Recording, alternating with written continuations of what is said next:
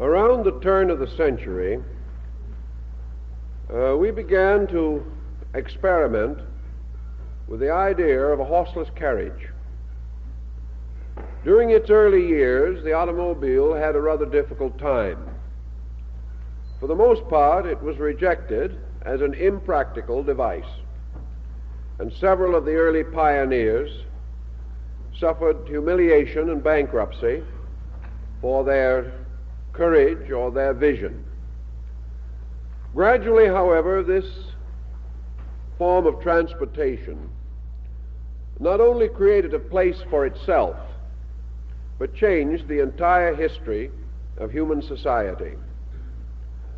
And most of the complexity in our modern way of life has developed from discoveries in the field of transportation and communication.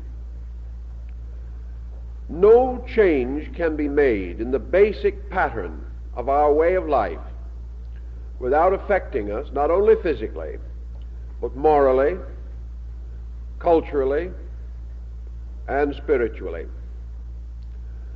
In the 20s of the present century, we began our investigation of atomics. That is, we began to take them rather seriously. At that time, it was the general opinion of scientific men that the experimentation was far too dangerous. As one expressed it around 1924, we realize that this field is opening, and we sincerely hope that our researches will fail. The reason why this attitude was taken was because these earlier researchers, with their roots deeper in 19th century mysticism and religious orthodoxy, were appalled at the possibility of loosing upon society the tremendous responsibility of the atomic age. After these men came a Great Depression and an incredible world war.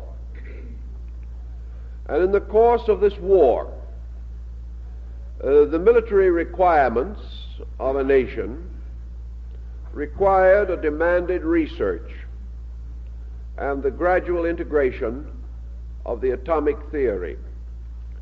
So out of the military aspect came the pressure which induced science to go forward into this field of exploration. Today we are faced with the consequences, and to assume for a moment that these changes will be limited to any field is to be very short-sighted. Discoveries such as we are making today will move humanity into an entirely new pattern of existence. We are therefore privileged, even though this privilege bears a great many burdens with it, to live in one of those tremendous eras in which the entire policy of human life is in a process of rapid change. There is no use today to contemplate the possibility of forgetting or ignoring or of dropping back into old ways.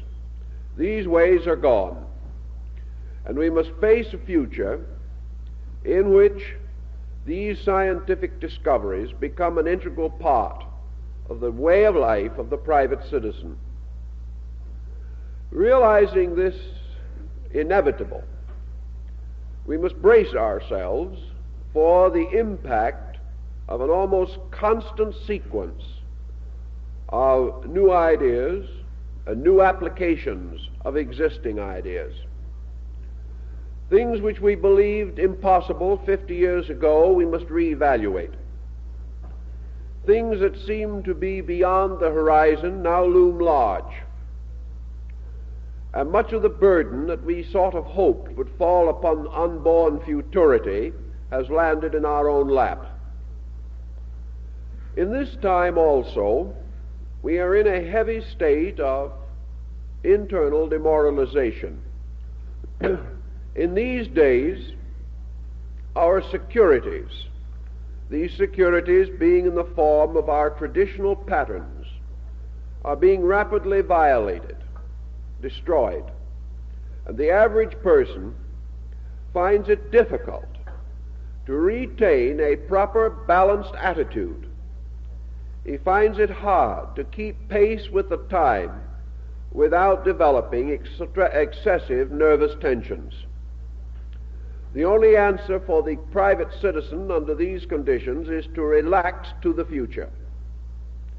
Learn to accept the unbelievable as the inevitable. Learn to face these changes without unnecessary anxiety, recognizing that the great history of our world is that these changes gradually work together, form patterns, and become the conventional foundations for still future change. We may worry, we may be anxious, and we have cause. But if we continue to take a negative attitude towards the circumstances around us which are inevitable, we shall only damage our own psychic life.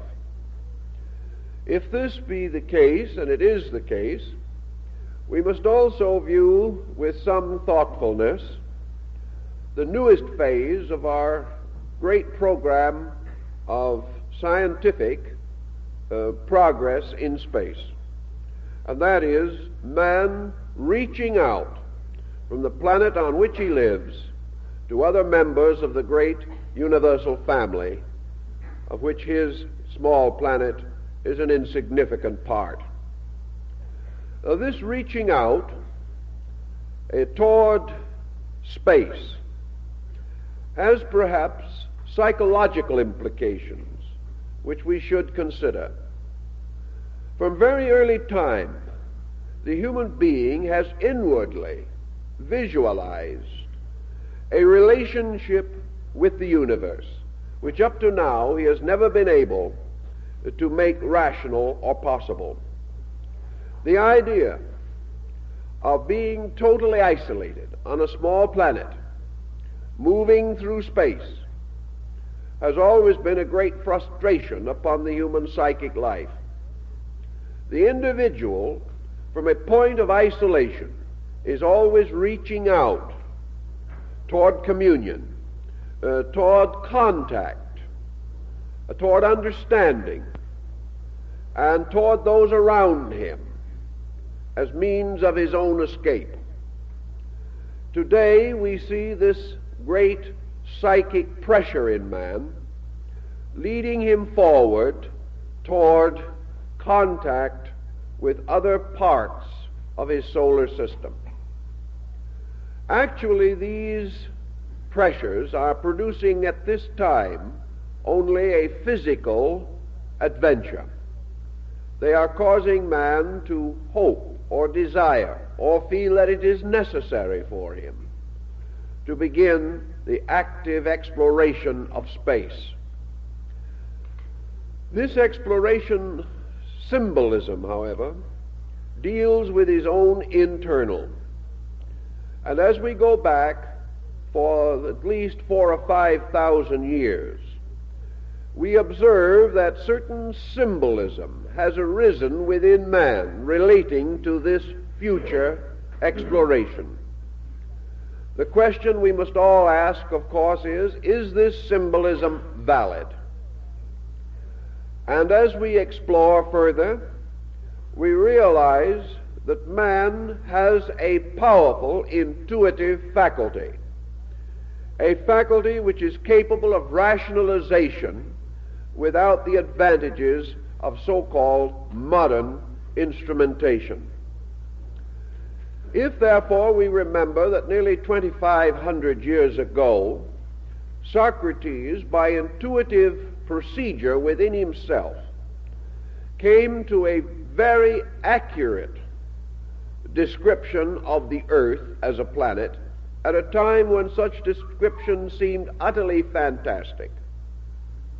We know that man can dream true or intuit correctly within himself, although it may be hundreds or thousands of years before his intuition will become factually demonstrable.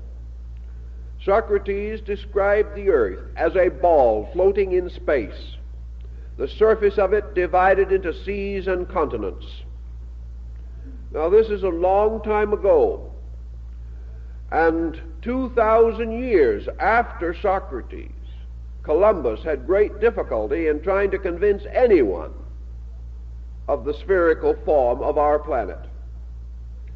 Yet Socrates, by means of some faculty, some instrument of his own internal nature, was able to sense these facts. And Eratosthenes, another Greek of intuitive nature, by the same means measured the diameter of the earth, arriving at within 25 miles of our present calculation, without instruments, without observatories, without the advanced forms of knowledge that we possess. These individuals sensed the fact. If, therefore, they possess this power of sensing from within their own psychic life, we are forced to assume that within man there is a sensing power which is capable of anticipating facts, capable of sensing with a strong internal visualization things that later will come under our scientific dominion. This power to sense has created a tradition, and this tradition in turn has undoubtedly directed scientific effort. It has given man a strange, subtle courage, a conviction that things can be done, or that a certain problem can be solved. And out of this conviction, he has gradually gathered the instruments for its fulfillment. Thus, at this time, with our minds on moon travel, it might be interesting to go back and see what the intuitive consciousness of man has thought about this, or has discovered within itself about this kind of an adventure. Also, to consider, if possible, phases of this situation which may be long in maturing on a scientific level. Because the intuitive life of man has never been materialistic. The intuitive life has dared to visualize invisible values. It has surrounded tangible things with auras of overtones, and its speculations have gone far beyond any modern equipment by which these speculations could be immediately demonstrated. Yet how do we know that in time these very speculations will not again press man on to instruments of proof and discovery? One point that might be worth weighing for the moment is the probable degree of accuracy of this intuiting power in man. We can say, yes, a few extraordinary examples have been remembered because they were correct. Were these accidental? Have we buried innumerable intuitive convictions that failed, or that were not demonstrated by fact, or did not survive the growth of human experience? I would say yes, there is no doubt that we have buried countless theories that were not proven to be true, as we have stored away in our patent office in numerous contrivances, models, and specifications that could never operate and could never mean anything if they did. Therefore, our intuiting power is not always infallible. It would seem, consequently, that its integrity depends upon levels. Persons of certain level have the power to dream true. Others without the same internal integration are not so successful. Yet it may also be that nearly everyone will at some time have a hunch that will prove true, or will intuit something, but perhaps not with consistent regularity. Therefore, experience has shown that the type of intuition which has contributed strongly to progress has been held by a certain kind of person, a person of extraordinary achievements on the level of rationality, such as Socrates, or a person of extraordinary attainments on the level of internal spiritual integration, such as Buddha or Confucius. These types of persons, from a broader internal life within themselves, have censored their own intuitions. They have made it unlikely that a ridiculous notion would find acceptance even in themselves, and a certain amount of daydreaming has been filtered out, leaving only certain hard cores of experience, and these in turn supported by a broad contemplation of known facts. Thus, intuition is to a measure dependent upon our understanding of that which is already known, and the extension of this by drawing upon internal resources of judgment, stimulated and directed by imagination. A good example of this type of thing, more recent but still focused to our thinking, is the work of Jules Verne's, whose extraordinary novels were regarded as pure fantasy 100 years ago, and yet today are comparatively acceptable and known to all of us as great imagination, but based upon a true pre-knowledge or pre-sensing of things that were to come. Our immediate goal at the moment, and of course we may regard this as a sign of modesty, is that we are going to attack the moon. If we were more optimistic, we might sail right by it to some more distant point.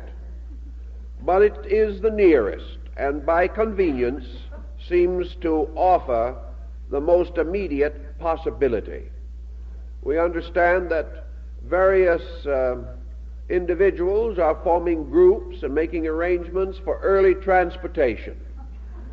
One advertisement not long ago suggested that it would take reservations for 1970 for lunar trips, but that in the meantime we should try their Bermuda cruise, which is presently available.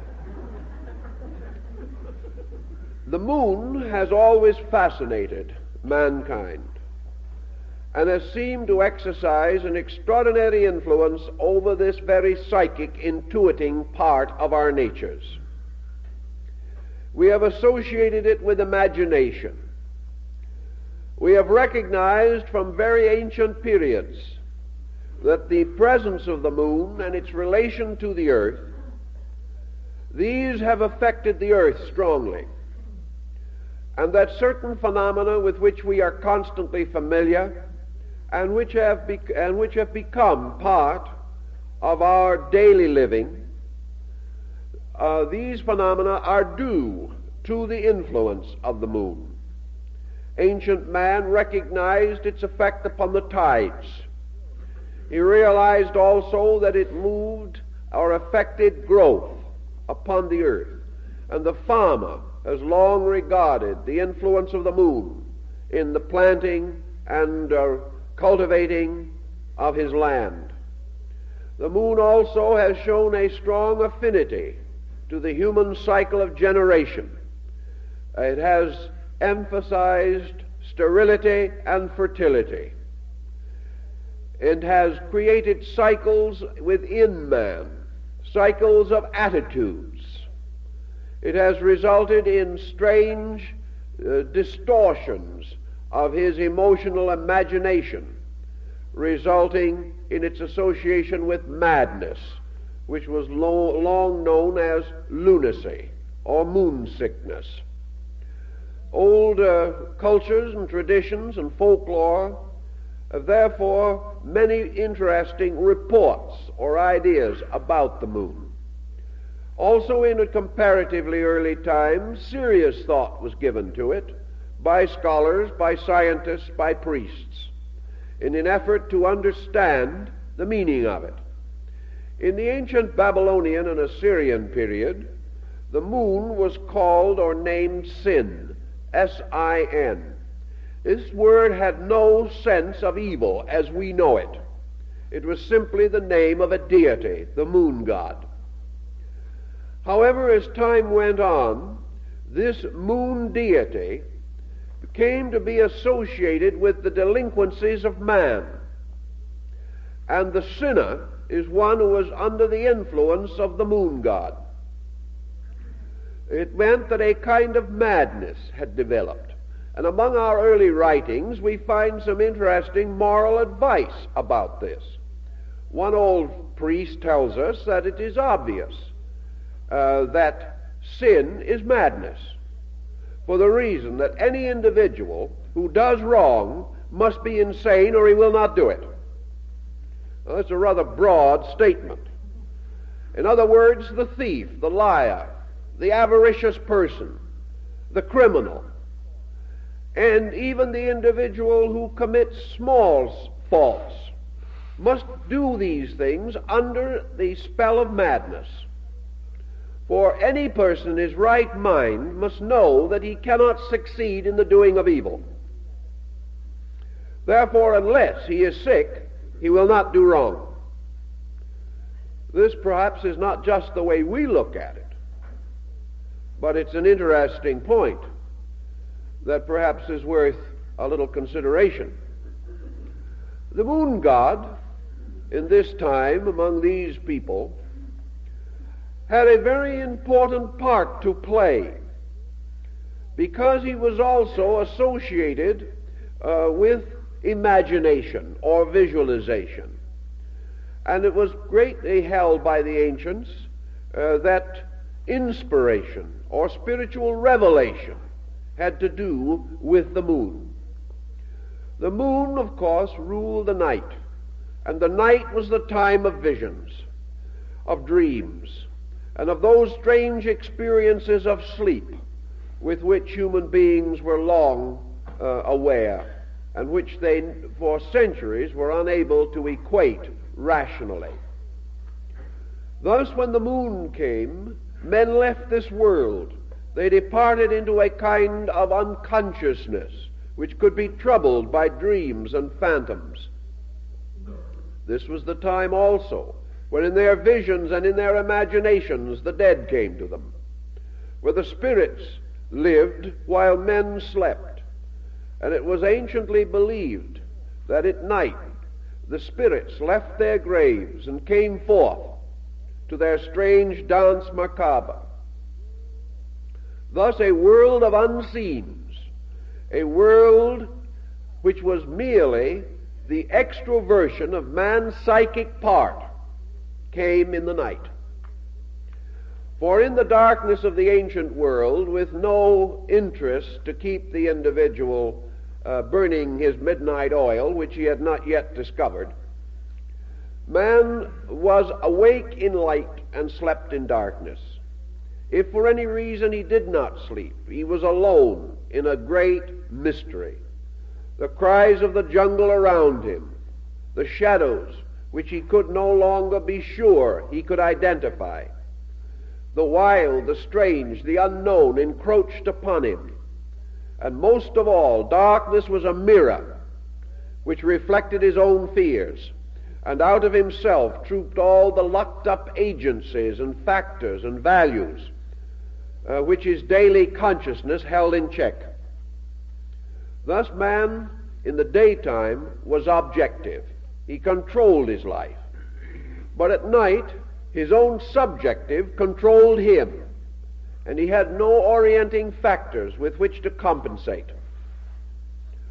So in these long periods of darkness, he was more or less released, and his internal fears or values or his hopes, his disasters, his problems, his worries, his griefs, and he had them all.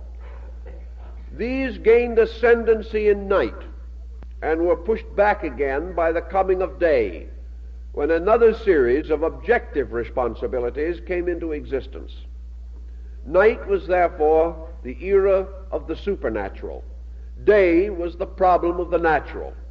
And natural and supernatural succeeded each other in an endless sequence throughout life. This sequence had a way of balancing the individual. Of course, it presented him with tremendous problems, but it maintained a certain ratio between his internal and external life. And while this ratio continued, it is very unlikely that he would suffer from nervous breakdowns and things of that nature. He had certain psychic release. Now, in this psychic release, all kinds of strange appearances came to him. All types of internal musings were stirred within himself. And he finally came to the conclusion that over this entire world of fantasy governed the shimmering disk of the great lunar deity. Now also, ancient man found that in night, as against day, there was a curious phenomenon with which he was not so able to cope. In the daytime, the sun rose, moved across the sky, and set apparently in the west. Therefore, the daily appearance of the sun was regular, but the nocturnal appearance of the moon was not regular, because the moon increased in light for approximately 14 days and then decreased in light, so that there were some nights in which the moon was seen only as a crescent and other nights in which it was not seen at all. Thus there was a cyclic motion of the moon. Ancient man responded to this cyclic motion, and he seemed to experience unusual difficulties within his own nature at the new moon and at the full moon. Even today, exploration and research sustains something to indicate there is a psychic flow and ebb pattern in man. I read some statistics not long ago about accidents in the San Francisco Bay Bridges. And the report was that for reasons unknown, these accidents had maximum periods approximately at the new and full moon. Why, no one seemed to know. Mental institutions have similar records, that the new moon particularly is most exciting and irritating to patients. Also, certain types of heart trouble definitely have a lunar cycle.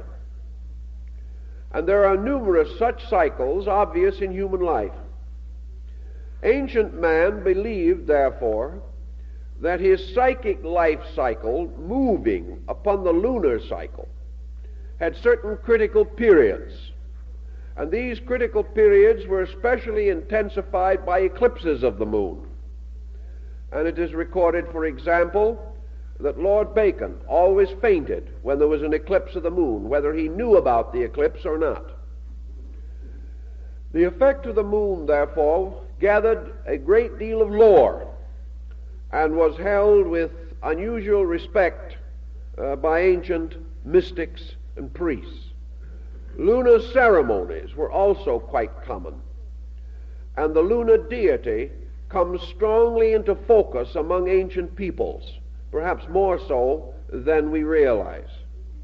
That the moon was associated with inspiration, revelation, we know, because in those times men's visits into the supernatural were usually at night. It's also curious, but perhaps important to remember, that Moses received the revelations of the law on Mount Sinai. This means, in the ancient language, the mountain of the moon. This was a lunar mountain, set aside anciently to the worship of a lunar cult. The lunar cult and the solar cult very often had completely separate spiritual institutions in antiquity. And the lunar cult had nearly always to do with the more subtle, mystical problems of life. The solar cult had to do with objective strength, the lunar with subjective power and force. Among many peoples, the lunar deity was feminine, but this was not consistently true in all cases. It was feminine because it was observed that the feminine nature responds more accurately and immediately to lunar cycles, whereas man seems to react positively to solar cycles. The Mayas and people of Central America developed both a solar and a lunar calendar and methods of calculating and perpetuating knowledge, because they believed that there were two distinct streams of knowledge, one lunar and the other solar, and that these, by their union, by a kind of philosophical generation, produced a higher form of knowledge. Albertus Magnus and Aquinas, the two great medieval theologians of the church, believed that the moon controlled the humors or liquids and gases in the human body, and that there were tides in the brain which agreed with the tides of the earth, and that the liquids in the brain particularly were drawn by the lunar cycle, resulting in the fact that certain types of mental energy were available at one time and other types at another time. All of this speculation goes further and further back until we get to those old Brahmins of India who were among the first great daydreamers of space. India has long held for thousands of years the possibility of communication between planets. Long before we assumed that other planets existed, they had already charted this probability. And they were already aware at a comparatively early date, especially Buddhism, that not only were there other planets, but that these planets were inhabited, and that these inhabitants were in various ways different because of the kind of world on which they developed. It was therefore assumed in antiquity that creations were influenced by their environments, taking forms most natural and suitable to the climates and relations of natural phenomena around them. That the other planets were populated, there seemed to be no doubt. Now, the Hindu position was this, namely that our planet was a comparatively inferior one. They apparently didn't have quite the ego of our modern thinker. They were a more modest group. And they did not hold that we represented a top-notch place in space. They were inclined to have the same attitude that was later expressed by Mark Twain in his story of Captain Stormfield's journey to heaven. Captain Stormfield found it a little difficult to find the Earth on the great chart up in the sky, which was prepared to identify visitors from various worlds. It was finally decided that they found the Earth, but they were not sure whether it was the Earth or a fly speck. But in any event, there was a modest attitude on the part of the Asiatic. He believed, as long as 4,000 or 5,000 years ago, that communication between the Earth and other planets had already existed, and had existed for a very long time. In fact, the Hindu takes the attitude that there could not be life upon this planet had there not been communication with other worlds, assuming that life is a kind of perpetuation from an appropriate form of seed or from some other natural means. When the Earth emerged from the ordeal of the fire nebula, when it gradually came into manifestation, it was first of all completely sterilized by the tremendous volcanic activity within itself. Therefore, it was truly without creature upon it, or without any possibility of life having survived within this molten mass, that is, life such as we know. Consequently, the only way that life could be on this planet is that it was brought here, that it came here in some manner. The Hindu was of the opinion that it came from the moon, and that actually, therefore, as far as life and growth are concerned, the moon is the mother of the earth. Now, this may cause some consternation and be considered relatively an unscientific statement. But let us see exactly what was meant by this. Suppose we assume for a moment what we probably will have to assume ultimately, namely that the moon, though apparently a dead body, is not actually dead. It may be dead as far as any correspondence or similarity to what we call life.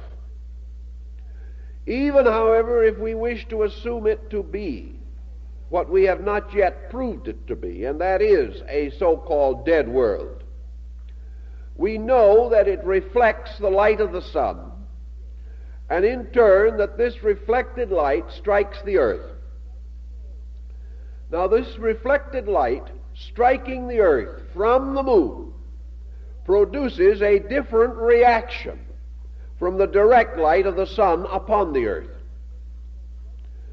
As a result of that, there are certain magnetic changes in the energies by means of which the night of the world is lighted. Consequently, the mirror of the moon, if we want to call it that, has some power to transform energy, to change it, and to reflect this energy in a different manner from the direct light of the sun, although the direct light is identical in its substance with that which is reflected toward the earth from the moon. Thus, if we may say, as in a case of a spectrum, that we find a light broken up, so something happens to solar light energy when it is bounced to us from the surface of the moon. That such a change occurs, I do not believe can be questioned. The reason for this change may be of greater difficulty. One thing that has been advanced is that quality is affected by angle of refraction or of reflection. Thus, the fact that the light of the sun strikes the moon and then at an angle strikes the earth may be said to be one reason why its vibratory rate is modified. We also, however, may assume that there is something about the surface of the moon by means of which the light rays pick up a new light factor.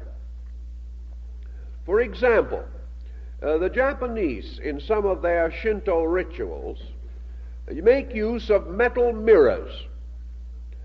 And if you trace upon a surface of metal mirror or any other kind a design of some kind, such as in the Japanese case an inscription or a symbol, then you reflect light from the surface of this mirror onto a wall or other object. The symbol is also reflected. Thus we have the pattern that a shape or design interfering with the evenness of the mirror's reflection causes a change in the image that is reflected. This may be perfectly understandable physically, But we are not sure that our problem ends physically. We are not sure that this reflection is not also in the field of energy, and that there is an energy reflection which includes a kind of abstract formal image, a qualitative image of some kind of energy conditioned, an energy that is not exactly like the energy that comes directly from the sun. And also because this reflection is not consistent, but increases and decreases cyclically, we are told, by the ancients at least, that this cyclic motion has a tremendous part to play in the internal life of things, and that this internal life depends upon the light of the moon as our external life depends upon the light of the sun. All of this is, we will say, in the sphere of speculation, but again, it belongs to a long range of highly intuitive reflections or thoughts. Also in the Indian philosophy, we have the possibility that they have expressed for a long time, that life can move or can be conveyed by rays of energy. In other words, wherever a ray of light strikes, that ray of light is itself a conveyor of things. To the East Indian, a ray of light is a conveyor of intelligence. It is a conveyor of deity. It may also form a bridge upon which beings of some kind can move. Thus, as the Bifrost Bridge of Nordic Scandinavia, the Bridge of Rainbow, supported all the gods but great Thor, who shook it to its foundation, so in the ancient Indian philosophy it was believed that light forms a medium of transportation and communication, that it is perfectly possible for intelligent entities to move upon light, that it is perfectly possible for beings to move from planet to planet upon light rays, and that it is also possible for the intelligent beings upon the sun to control and direct any planet by means of light. This is something which is still in the range of science fiction as far as we are concerned, but we have not proved that it is untrue, nor have we been able to demonstrate that we cannot sometime ourselves travel upon light. It is quite conceivable that the gradual development of space travel will reveal to us that ultimately wherever a light ray goes, we can go, and that this forms the final and most abstract type of motivation power, and that anything that we need in forms of propulsion or transportation is to be sustained by light alone. Therefore, that wherever a light ray follows, it is quite conceivable that a wave of life may move in the light. For this light is a kind of energy field which is in itself invisible and is only visible to us when it comes into certain atmospheric relationships. But actually, light is life. It is energy.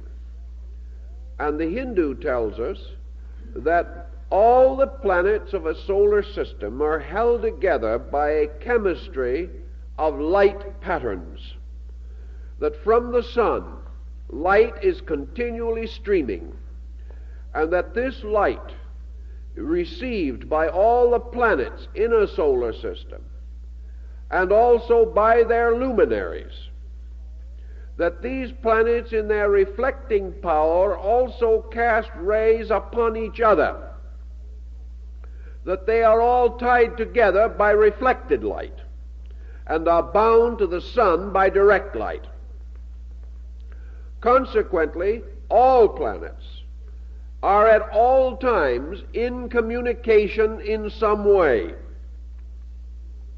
And the difficulty that man has experienced has been his acceptance of physical interval with no consideration for the binders by which all things in space are held in certain patterns of relationship.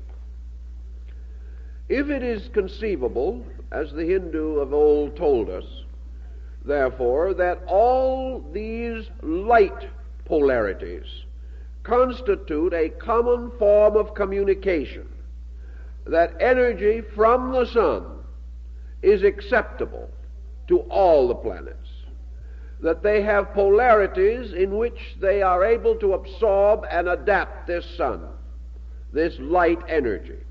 They receive it, even though it comes through a vast area of space. They also reflect parts of it. Having taken certain things out of this light, they reflect the rest, and in turn form, therefore, a group of secondary conditioned light fields.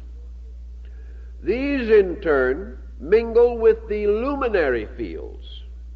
And luminary fields to the ancient Hindus indicated a degree of development upon planets in which certain residue was being cast off, and also that the presence of moons indicated powerful psychic life within the beings of those planets. The absence of moons indicating either that this psychic life had been outgrown or had not yet developed. This interesting pattern caused the ancient Oriental to say that from the earliest times, this light, in its spiritual and essential nature, reached the earth, bearing within it the extensions of consciousness, of beings. Therefore, the rishis, or the great sages of ancient India, were some of them said to be star-born, and others to have been moon-born. The Lunar Pitras, the ancestors, are said to have been beings who came from the moon, descending upon rays of light, descending within the qualitative fields of these energies. It was also assumed, however, that these beings were not normal or natural citizens of the earth. Therefore, they affected it but never mingled with it, never became identical with it. The Indians also believe that communication between other planets by waves of energy and this planet resulted in the arrival here of certain forms of life, otherwise not to be found here. Among the forms of life which they said came from other planets are bees, which do not belong here. Also bananas and wheat. These great life-giving things are said to have been brought along rays of energy from other planets at remote times in the development of our solar system. Thus, to the Hindu, the idea of communication between planets or between the earth and the luminary presented no great trouble. The Oriental eyebrow would scarcely have risen at all.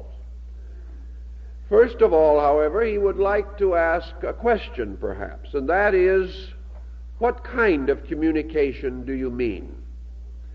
Do you mean communication in form of invasion, or communication in form of sharing?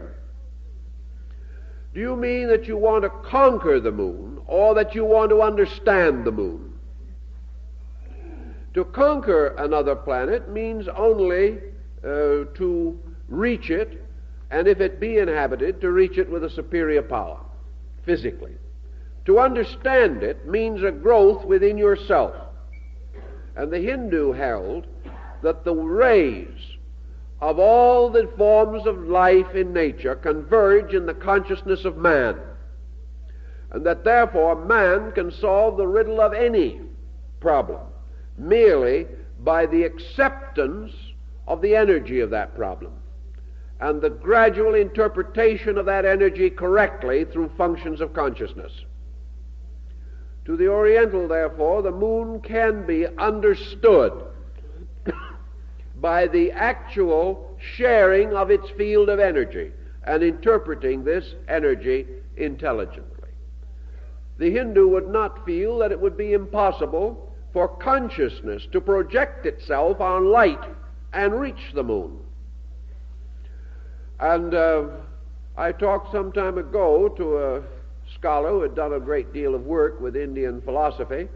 He rather smilingly said that according to the old concept, we are wasting an awful lot of time doing an awful lot of hard work that is totally unnecessary, simply because we are trying to hurl a physical projectile to another planet, when actually we already have within ourselves the capacity to fully know that planet and to move quietly and peacefully onto it if we want to.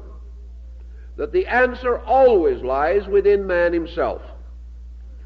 That this possibility of projecting consciousness along the reverse motion of energy fields simply means that man must turn from the conquest of environment to the unfoldment of self. And that if he so conducts his researches, everything almost which he now achieves mechanically, he can achieve intuitively. He can transform his intuition into a great field of research and can find absolute scientific methods of exploring the most remote areas simply by the projection of his own consciousness.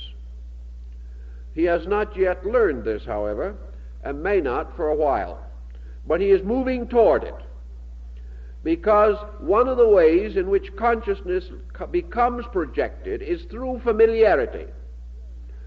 And man, having found ways of physically overcoming interval, will ultimately find that this will develop intuitive and superphysical ways of bridging interval. Man, locked by his body, must carry it with him wherever he goes, hence the need for solid conveyance. But man, having achieved internal liberation from body without death, and the possibility of projecting consciousness apart from body, can accomplish many things now conceived to be impossible. And yet this concept is no more remarkable than that with which we are now working scientifically. And our scientific research in its exploration of energy must finally return to the contemplation of conscious energy as we have it in man. The moment we have that, we will know that the power in man which allows him to know something can be developed to enable him to know more. We have just been blocked by external effort in this particular direction. Plutarch, in his study, for example, of the other side of the moon, which was an early research into this problem, tells us something else that perhaps will be of interest. The general opinion is now that the other side of the moon is just like this one.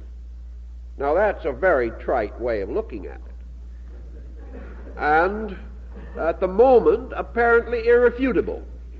But is it true? Certainly we do not expect to find on the opposite side of the moon some mystery unsolvable, some strange situation unbelievable. But we have not yet been able to see the other side of the moon. That means that the moon, for the most part, receives its reflected rays from the earth to itself on one surface predominantly. Now nobody, no sphere in space, can receive its energies consistently on one area without that area being different from the area on which the energy does not fall or does not directly center. Therefore, we may assume that the moon is strongly polarized, and that one face of the moon, so-called, is under bombardment from the earth much more than the other, and consequently, in its chemical, magnetic, and electrical fields there will be differences, quite different from those of the earth, which receives a much more generalized power from energy fields. So it would be quite possible to say that the other side of the moon will have vibratory differences. Whether these show in any physical conformation, we do not say, but certainly there will be different reactions under such instruments as Geiger counters and things of that nature as a result of the reflected rays of the earth being largely restricted to one face of the moon's surface. Another problem that Plutarch brought up, and which I think perhaps is well worth considering again, is the possibility of there being creatures or beings on the moon. Later, of course, Cyrano de Bergerac, in his journey to the moon, solved this question without doubt. He said, certainly there are creatures there, and he pointed out that they were comparatively highly evolved, and in a fantasy he visited them, and found among them the daemon instructor of Socrates. Now, this is a fable, but it is a pointed one, because the intuitive power of Socrates would very well have been explained under the power of the moon. So perhaps in some strange way his intuition was moon-guided, considered moon madness in his time, but now recognized as a great contribution to human good. In any event, Plutarch points out that we have absolutely no assurance that there are no beings on the moon. Up to very recently, we decided arbitrarily that there was no atmosphere on the moon. Recently, however, this attitude has also been modified. It is now assumed that there is an atmosphere on the moon, but that it is extremely attenuated and would not under any possibility support the kind of life we have here. That this atmosphere is very, very subtle, very thin, perhaps almost similar to our own on the remote edge of the atmospheric field. The moon's atmosphere, then, being different from ours, it is as obvious that it could not sustain life of our kind. Now suppose by some interesting phenomenon we get there, and we probably will. The question is, we will explore, and perhaps we will find no sign of life. Or we may have a discovery somewhat like Robinson Crusoe's discovery of a mysterious footprint for which we can find no person. You know, it would be a very fantastic thing if we got there and found one evidence of life and nothing else. That could ruin us and worry us into a complete scientific decline. The only thing that we are worried about at the moment is that we do not get there to find someone there who speaks Russian. That is if that doesn't happen, all else will be forgiven. But if we get there and we do explore, and perhaps we find no sign of life, so Plutarch brings up the question, is this a proof that there is no life? Or must we assume of the moon as of other worlds that life is a certain ratio of relationship between matter and consciousness? Would it therefore be quite possible that the moon could be populated with beings completely outside of our dimensions? That was Plutarch's early thinking on the subject. And we have no way of estimating the correctness of it, unless we find some evidence or some trace. Now, supposing we did find some symbol of some ancient possibility of inhabitants on the moon, and no sign that inhabitants continued, what would we then be faced with? According to the Greeks, we would be faced by one factor only, namely that the changing polarization of the moon had forced this life gradually into the atmosphere around the planet, that the moon itself physically would not sustain life, but life will not die. Therefore, life moves out into space and takes up a relationship in that zone where the negative power of the moon and the positive power of the sun form an equilibrium, or create a neutral area in which life can develop. In the case of the moon, it may not be on the surface, it may not be under the surface, it may be in the atmospheric field surrounding the planet. How to study this will probably be a great question, and we do not pretend at the moment to know what the findings will be.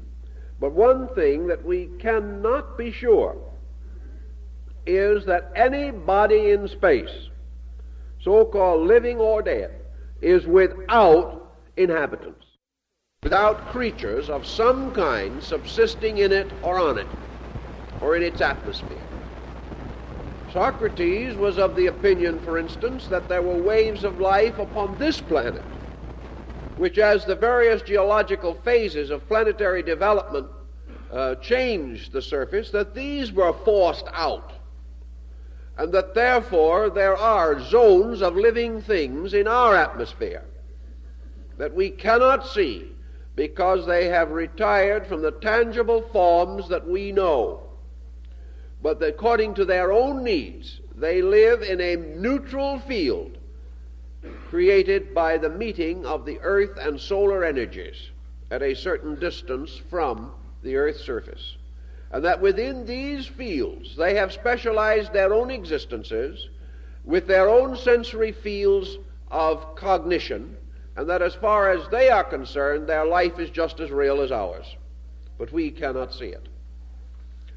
So in our journey out into space, we must not only be prepared for the physical factors of other habitable worlds, but we must be prepared for the mutations in physical structure which various fields of energy create.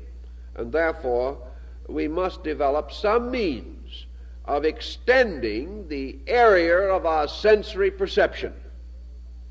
Now, we will probably do this in the beginning by means of devices of one kind or another, which we hope will be sensitive enough to pick up vibratory rates beyond our sense perceptions.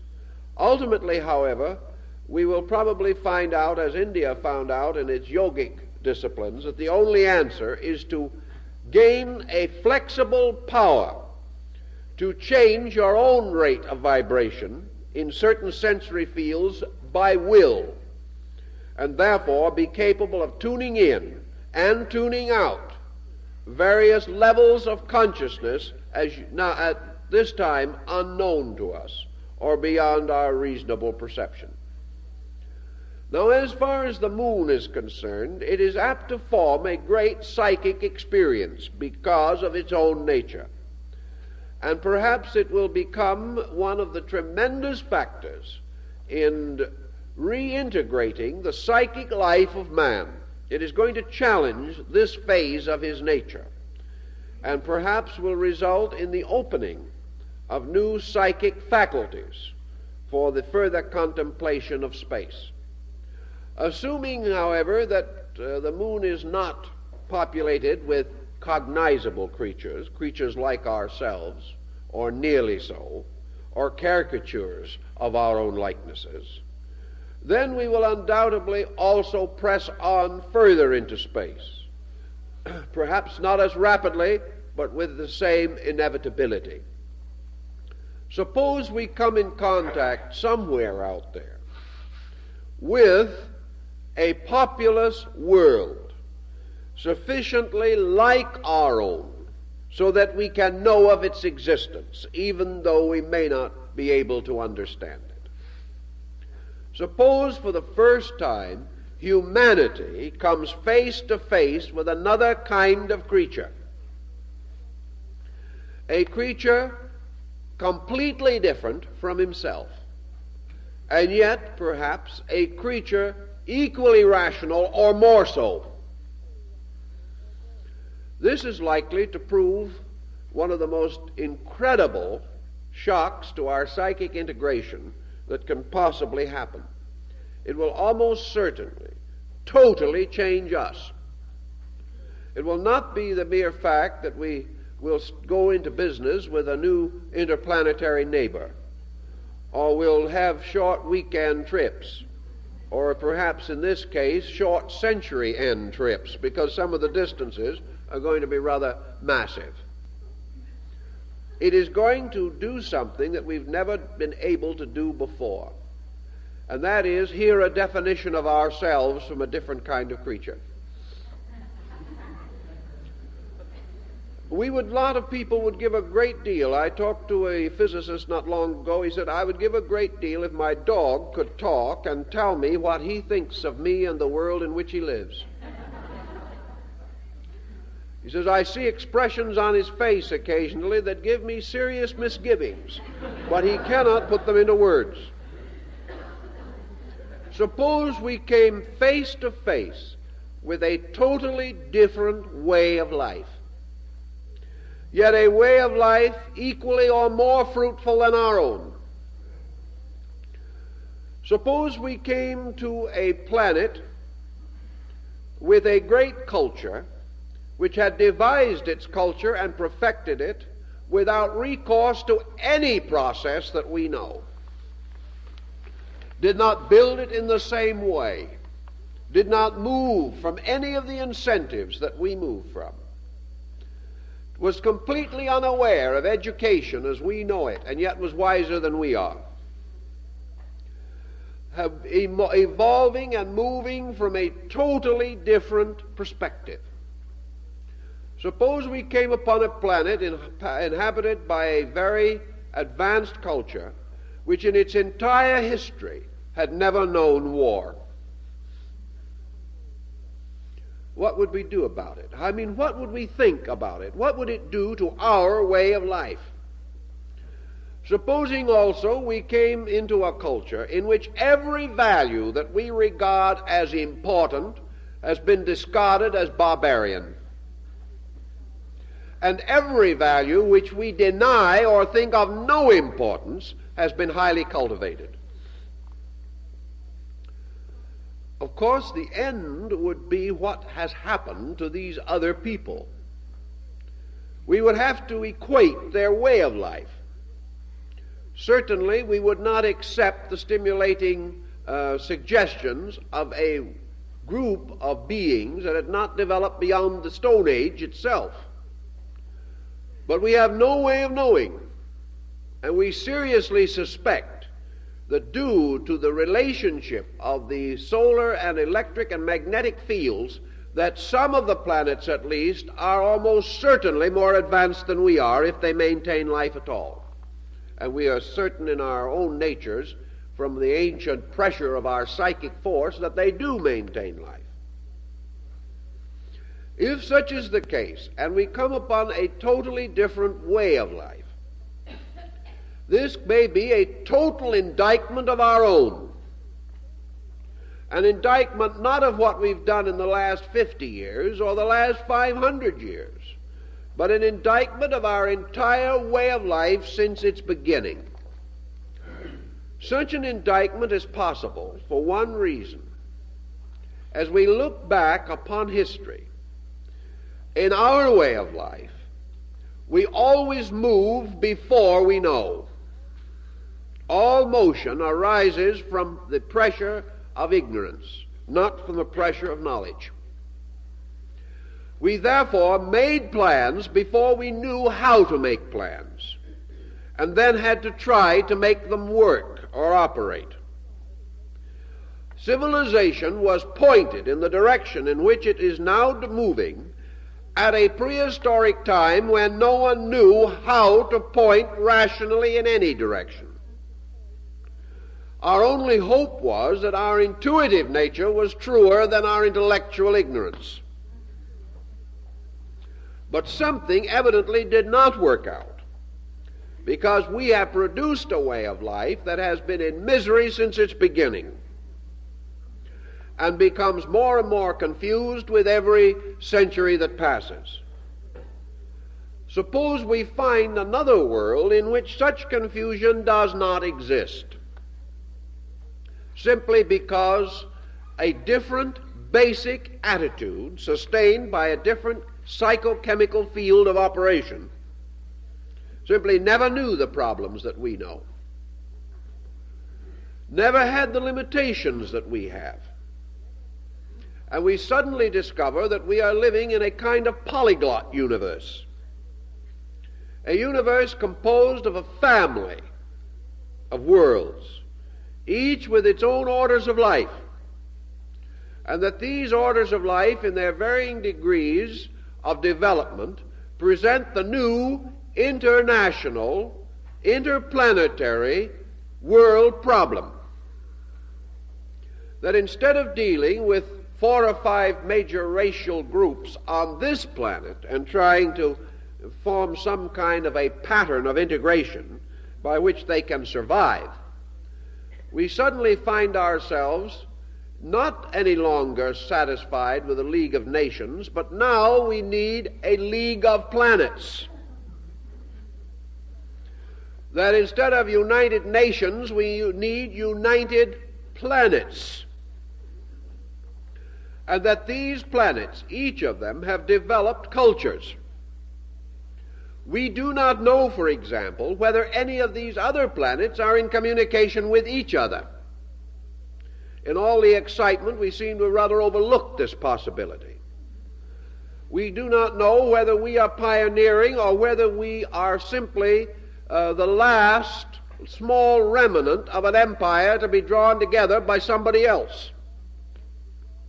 All these problems sit with some concern upon us, because we are opening a door or opening a Pandora's box, and one of these days it will open to the degree that the contents will come out and we can never get it back in again. We must be faced with the continuance of this procedure. Now let us take for a moment one point where we could have a very interesting situation arise. And the old folks of the ancient world have already anticipated thus too. What might this do to religion? Here is a question. What kind of religion has been developed on other planets? What is the attitude, the basic attitude of other worlds to this thing which we call sacredness? Do they believe in God? Do they know far more about it than we do?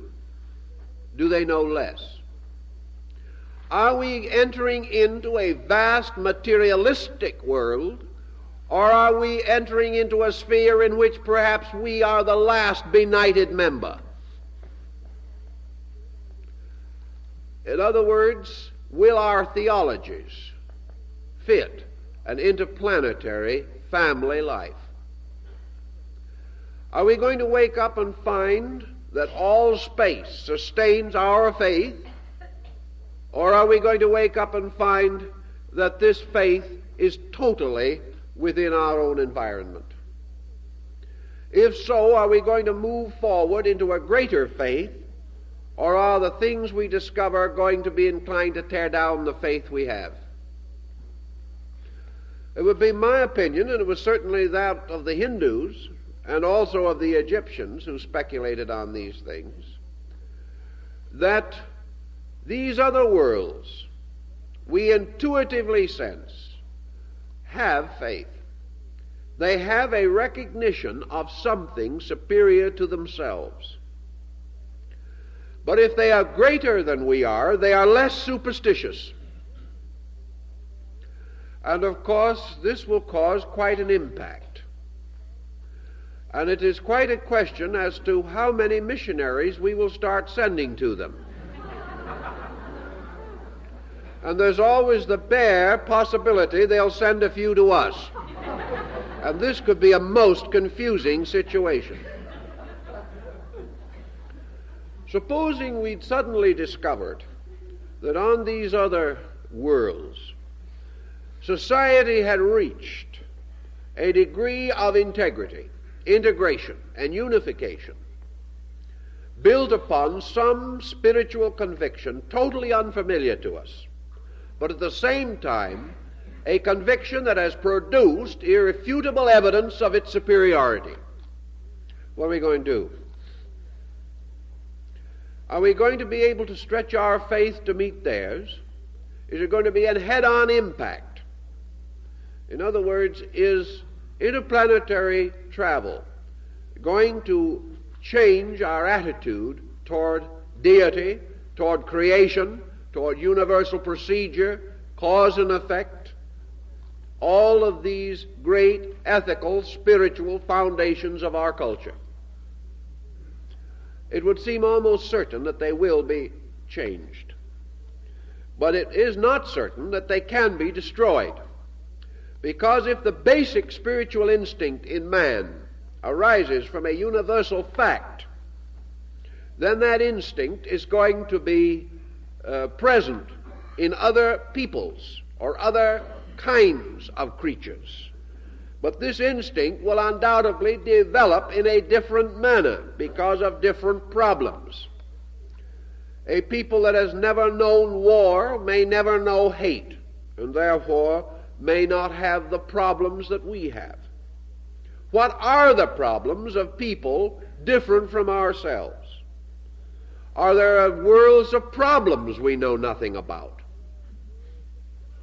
Or are we going to find that this planetary family, because it is dependent upon one sun for its light and life, is essentially very much alike? The Greeks were of the opinion that psychically all of the beings in a planetary system have certain similarity. Therefore, that actually, internally, we are apt to be more alike than we are externally. And it is very possible that what we shall find is the same kind of individuation which we find in connection with people. No two persons are alike, though operating with a very similar psychic content. Therefore, it is possible that the beings on these planets, physically modified by the various environments upon which they exist, and psychically modified by these environments and by the pressures of the problems which they have faced, may still have a very similar psychic core, and therefore will be capable of psychic exchange with man, whether we know their language or whether they speak a language or not. So we go back to the ancient Oriental background again, and the fantasies of the Arabian Nights and the fantasies of the Indian stories and legends, and the old myths and beliefs which we find still in Tibet and in other remote areas. And we come to the possibility that there are these beings in space, that perhaps they no longer speak. Perhaps they only communicate by impressing thought. Perhaps they are not limited to place. They may not have houses as we know them, because they live in the greater mansion of their own consciousness. Perhaps they no longer eat food as we know it, perform the natural functions that we perform. Yet they are beings growing up within a great solar family. And therefore they open to us perhaps the thing that we do not have today. In fact, India, I think, believed they would. Namely, they would open to us for the first time a perspective of direction. They would show us, by their relative developments in relation to ourselves, how the solar pattern unfolds, something we have never really been able to integrate. Also, that if they are using faculties which we do not possess, they will give us a clear demonstration of those faculties at a time when perhaps we would otherwise be unbelieving. The Indians believed that on some of these planets we had beings that we would consider to be gods, and yet in their own world they are not gods. They are beings possessing faculties and powers in full function, which we know only as myths and legends. If such is the case, the demonstration of these faculties and powers is in turn likely to completely change the motion of civilization. If human beings ever really believed that the culture of internals is more important than the defense of externals, and came to united effort on that, we would undoubtedly begin to grow as beings rather than merely extend ourselves as cultures. If we can find, therefore, in our space journey evidences in support of this, it is apt to change our entire way of life. I presume that if we ever meet face to face as a people, a culture on another planet, and find that culture to possess values of any kind which we do not possess, or to have attained solutions to any problems that we have not solved, that this immediate contact could be the most world-shaking event in history. For it would mean undoubtedly the gradual but inevitable change of every institution we possess, and might, if it is of the more fortunate kind, impel us to the greatest progress we have ever known. We will then have to compete with space instead of our neighbor. We will have to unfold virtues beyond those that we merely pattern upon the conduct of our friends. This contact, this concept of a total life, may also open to us fields of science unfolded in other worlds, developments of all kinds, giving us a heritage very quickly, almost beyond our comprehension. It may also face us with great problems, with evidences of the audacity of our own efforts, for we may wake some sleeping monster. We may find ourselves in contact with ways of life that are not desirable, and which we must learn to control in some way in order to preserve our own existence. It is a dangerous game that we are playing, but our hope lies perhaps in the ancient conviction that it cannot be a fatal game, for the reason that all of this group that we are thinking about is dependent upon one psychic solar life core, the sun. That the basic integration of the solar energy itself sustains all these lives. Therefore, they must have something in common. They must have certain internal values which they share. And because they have one nutrition, their psychic internal must be to a measure compatible. Thus, this whole procedure may throw the weight of relationships not upon handshaking and treaties, but upon compatibility of psychic internal natures. Our diplomacy will have to be on a level of our soul function. This will be embarrassing to some folks who haven't been specializing in it. But it may again challenge the kind of growth we need. We've all seen what the automobile did at the turn of this century. It made possible great cities. It kept us on the highway, and it has caused more deaths than war. This tremendous conveyance has also become a deadly weapon, but it did completely change our way of life, and yet it was a comparatively minor thing. Motion pictures affected us. Television affected us. The telephone, the radio, all these things have changed the world in which we live. Yet contact with a rational group of beings on another planet will change us more than all of the changes of the last 2,000 years put together. Because for the first time, it will bring us into competitive or cooperative relationship with a group of lives that did not develop under our culture.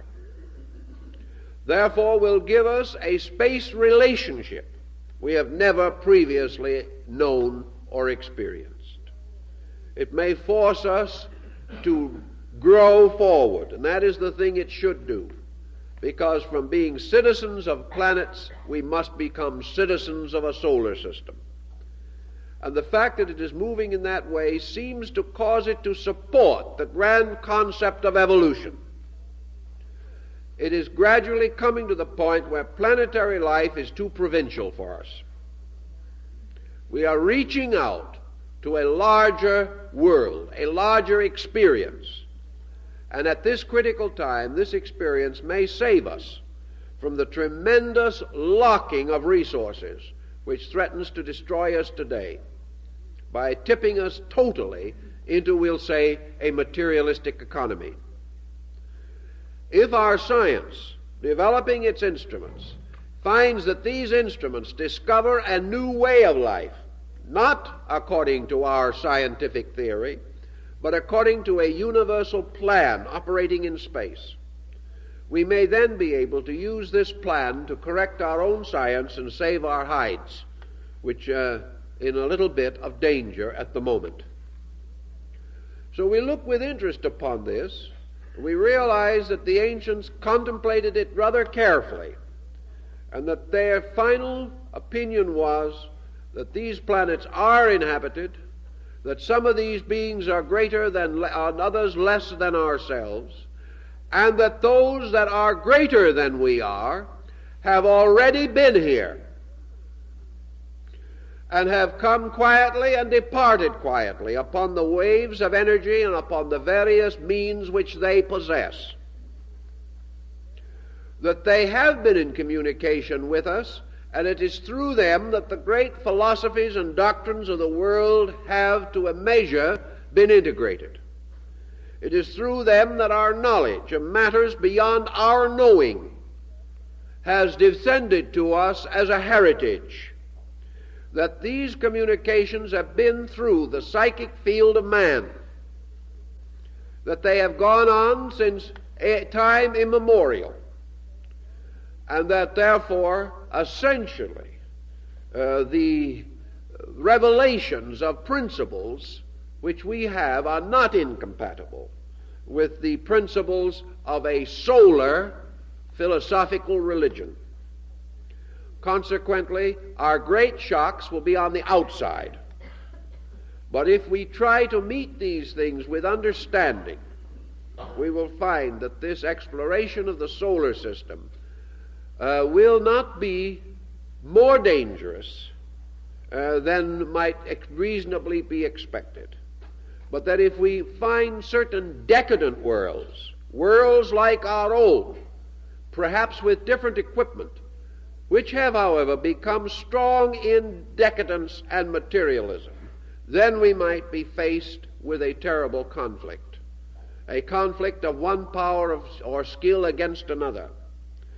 But that this conflict has, as one old sage pointed out, one situation about it that is encouraging.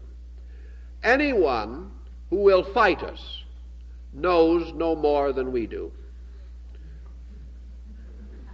The fact he will fight puts him on our level. The individual who knows more than we do in a great family will not attempt to dominate, but will attempt to teach. It is the level of knowing. The person who wants to dominate is way down on the level. And if we contact those who wish to destroy, we may well be able to hold our own. If, however, we contact that which is superior to ourselves, we will contact it without hazard, because anything that knows more than we do will know too much to kill. So out in space, we may have friends and enemies. Our friends should be wiser than we are, and our enemies as stupid as we are. So on that basis, we have hope of survival. We are coming into this great era of change. Our thinking is already affected by it. Ultimately, our philosophy, our religion, our education, everything will be affected by it. But all these changes bring with them maturity, bring with them greater understanding. And out of greater understanding comes growth. And growth is worth all the tension, stress, and pain we must spend getting it. For at the end of growth, and at the end of growth alone, is the peace we seek. That's the end of the morning, too, by the way.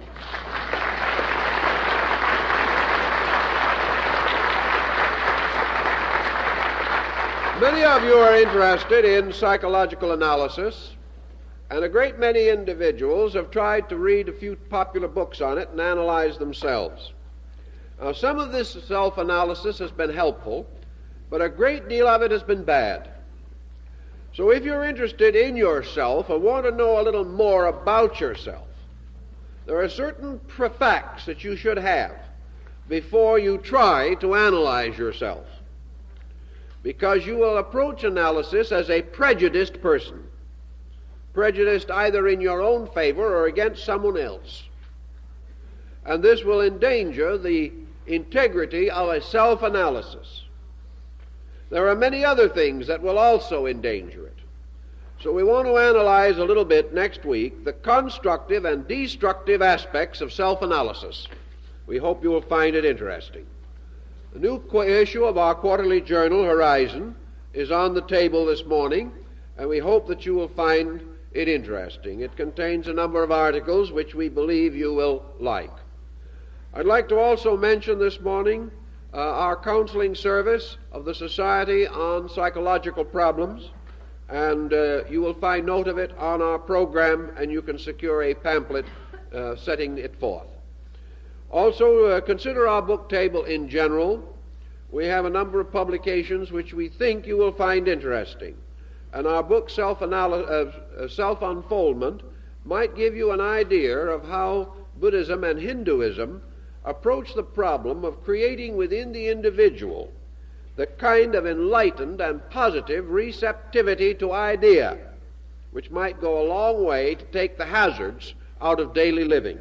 We think you will find it helpful and useful, and we thank you for being with us this morning.